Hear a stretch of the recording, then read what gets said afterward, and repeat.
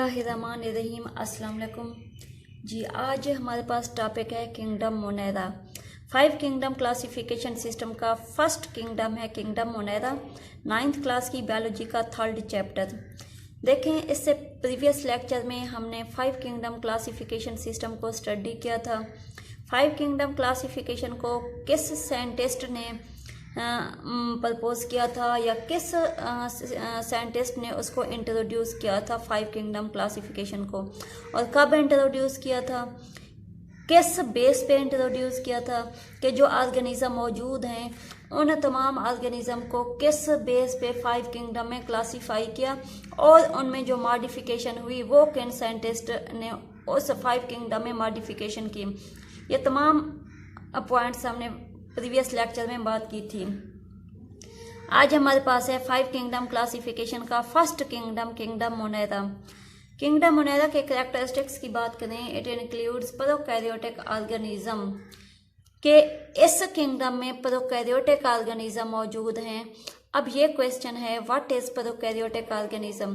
Prokaryotic organism कौन से होते हैं? वो ऑर्गेनिज्म जो प्रोकैरियोटिक सेल से बने हुए हैं। कि प्रोकैरियोटिक ऑर्गेनिज्म वो ऑर्गेनिज्म जो प्रोकैरियोटिक सेल से बने होते हैं। प्रोकैरियोटिक सेल कौन से होते हैं? कि वो सेल जिसमें प्रोमिनेंट, जिसमें क्लियर, जिसमें वाज़े न्यूक्लियस मौजूद नहीं होता। उसमें जो क्रोमोसोम्स होते हैं वो डीएनए की फॉर्म में मौजूद हैं, लेकिन प्रोमिनेंट न्यूक्लियस मौजूद नहीं है। जब न्यूक्लियस मौजूद नहीं है तो न्यूक्लियर मेम्ब्रेन भी मौजूद नहीं है। तो ये जो होते हैं ना प्रोकैरियोटिक सेल, ये प्रोकैरियोटिक सेल प्रोकैरियोटिक ऑर्गेनिज्म में मौजूद हैं। सेकंड इसका पॉइंट कि इसमें ये जो ऑर्गेनिज्म है ये यूनिसेलुलर हैं, ये एक सेल से मिलकर बने हुए हैं, इनकी बॉडी एक सेल से बनी हुई है। अब ये किस फॉर्म में मौजूद हैं? कि या तो ये जंजीर की फॉर्म में, चेन फॉर्म में मौजूद होते हैं, स्ट्रेट चेन जिसको हम कह लेते हैं उसमें मौजूद हैं, या फिर ये जो है ना क्लस्टर्स की फॉर्म में मौजूद हैं होते हैं, या फिर ये कॉलोनियाँ बना के रहते हैं, कॉलोनीज फॉर्म में मौजूद होते हैं। इनका मोड ऑफ न्यूट्रिशन की बात करें, जो मैक्सिमम या जो मोस्टली ऑर्गेनिज्म होते हैं वो हेटेरोट्रॉफिक होते हैं। हेटेरोट्रॉफिक वो ऑर्गेनिज्म जो डिपेंड करते हैं ऑटोट्रॉफ पर, वो ऑर्गेनिज्म जो अपनी फूड खुद प्रिपेयर नहीं कर सकते। तो प्रोकैरियोटिक ऑर्गेनिज्म मोस्टली हेटेरोट्रॉफिक होते हैं, या किंगडम मोनेरा में जो ऑर्गेनिज्म मौजूद हैं वो मोस्टली हेटेरोट्रॉफिक होते हैं। लेकिन कुछ ऐसे भी होते हैं जो फोटोसिंथेसिस करते हैं। अब वो ऑर्गेनिज्म जो फोटोसिंथेसिस करते हैं वो क्यों करते हैं?